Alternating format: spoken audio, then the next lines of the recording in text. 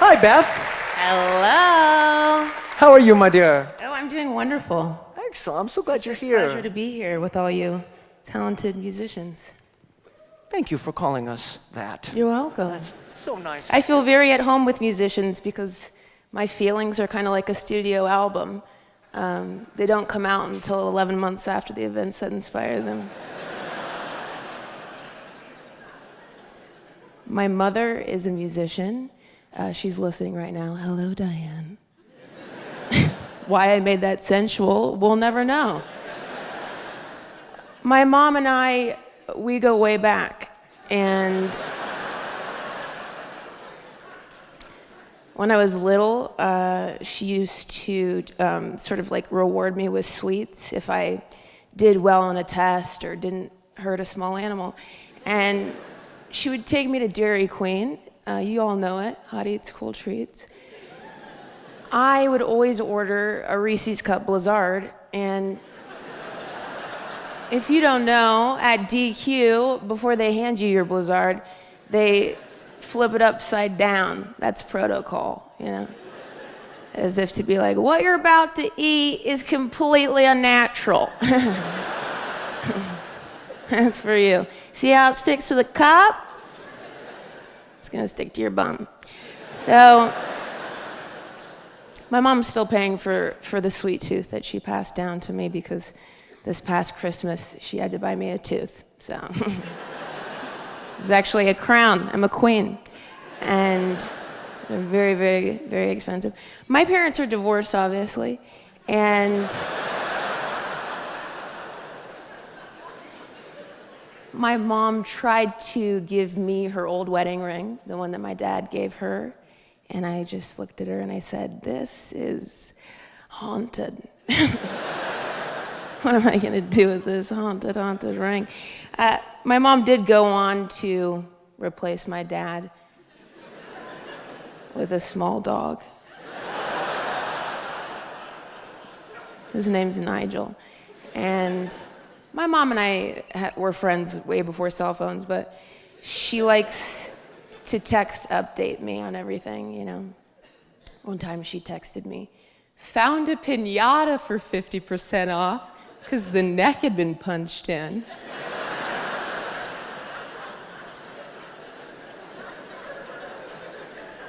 Nigel's been barking at it all afternoon. Did you say all afternoon? Because you could put it away, you know, in a closet or whatever you wanted, really.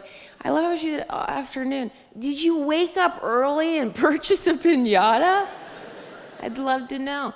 That text message came from her old phone. She had a little jitterbug flip phone thing. That was her starter phone. And she broke that one, probably by charging the daylights out of it. It was like constantly in the wall, and she'd be like, is that enough? I'd say, it's been enough. It's a mobile phone. You're supposed to take it places, Diane.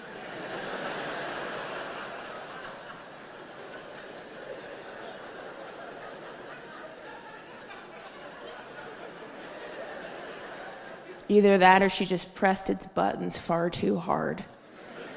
Have you ever seen a woman in her 60s turn on a TV? It's like just a death grip on the remote. Is it on? I'm like, on and then off. Yeah. That's your problem. Release. Relent. Relax. So when it came time for a new phone, my mom had been with Sprint for about 70 years.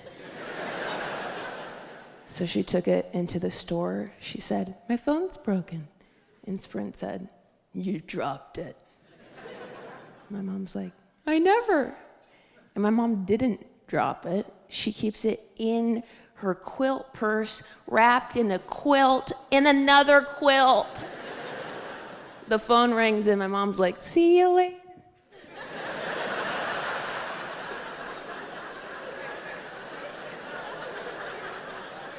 Hello? And then nobody's there. So she said, well, how much is it to replace? And they said, $200. My mom's like, I paid $29. And I said, that was in 1943. She said, well, I need to go home and think about it.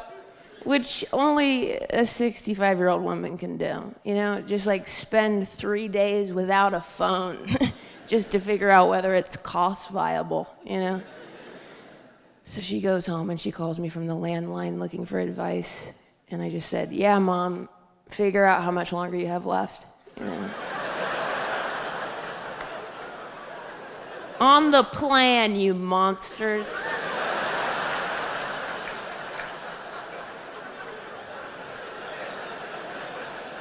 So you don't have to pay to get out of it. You know? She was like, okay. She called Sprint. They said, we can answer that for you. We just need you to answer some security questions to get into your account. And my mom was like, okay. And Sprint said, who was your childhood best friend? And my mom said, Margot. And Sprint said, no. Was it Gail? No. Was it Trudy? I don't know. And they said, sorry, ma'am, you can only answer this so many times. Why don't you think about it and give us a call back? So then my mom called me again, and she's like, this is bogus. And I said, it is, and I got her all fired up, and I was like, screw Sprint, Mom, screw Sprint. And she said, don't cuss. And then she called back Sprint. She said, I'm going to be leaving your company. I am going over to my daughter's company, AT&T. Like I own it. Yeah. And they said, we're sorry to hear that. Bleh, we're Sprint. And my mom's last words were, well, can I know who my childhood best friend is?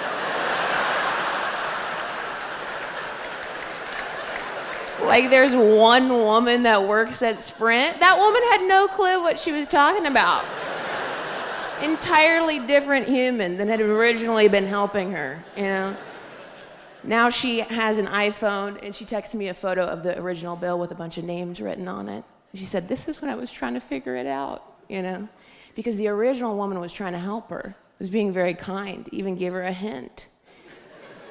The hint was for my mom to think outside the box. And my mom's response to that was, okay, yeah, think outside the box. Well, was it my imaginary friend, Nancy Allen? What? You gave your imaginary friend a first and last name? Are you okay? And then I talked to my grandma recently about this. Trudy Duvall, she's 97. She and I were workshopping this bit. And Trudy said, Nancy Allen? After all these years, I thought Nancy was real. What? For her to remember this many years later, how many times as a kid was my mom like, well, headed over to Nancy's. And then just like going behind the garage. Like, what? Hi, Nancy, how are you? And Nancy's all like, Diane, you know I'm a figment of your imagination, right? And my mom's all, yeah, but like, you know, if you had a middle name, maybe it'd be more believable. And Nancy was like, oh, trust me, Diane. They're buying it. You guys have been wonderful. Thank you for having me. Beth Stelling, everyone. Thank you so much, Beth.